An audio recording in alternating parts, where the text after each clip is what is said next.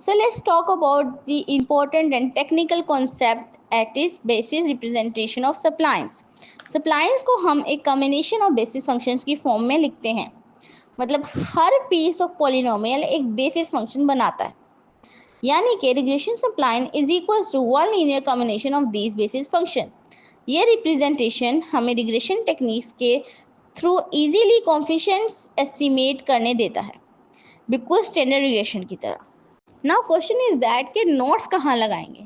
Notes basically वो points हैं जहाँ एक इंटरवल ख़त्म होता है और दूसरा स्टार्ट होता है. अगर नोट्स कम हो तो मॉडल बहुत रिजिड हो जाता है, यानी अंडर फिट करता है.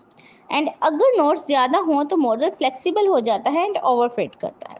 इसलिए नोट प्लेसमेंट केयरफुली डिसाइड करना ज़रूरी होता है. Now we see the difference between polynomial regression and regression सप्लाइंस.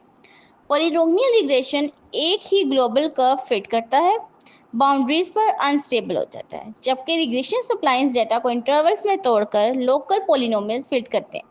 Curve ज़्यादा स्टेबल और रियलिस्टिक बनता है. यानी रिग्रेशन सप्लाइंस हमें पॉलिनोमियल रिग्रेशन की पावर भी देती है और उसकी वीकनेस को एड्रेस भी करती है. So friends, today we talk about regression splines, जो कि एक स्मार्ट रिग्रेशन अप्रोच है जो पीस वाइज पॉलिनोमियल्स, कॉन्स्ट्रेंट्स और बेसिस फंक्शंस की मदद से स्मूथ और फ्लेक्सिबल मॉडल्स क्रिएट करते हैं.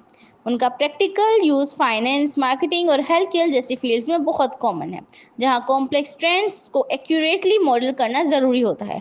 अगर आपको ये एक्सप्लेनेशन यूज़फुल लगी हो तो लाइक शेयर ज़रूर करें और सब्सक्राइब करना ना भूलें स्टैट फोर्ज को for more data insights on statistics.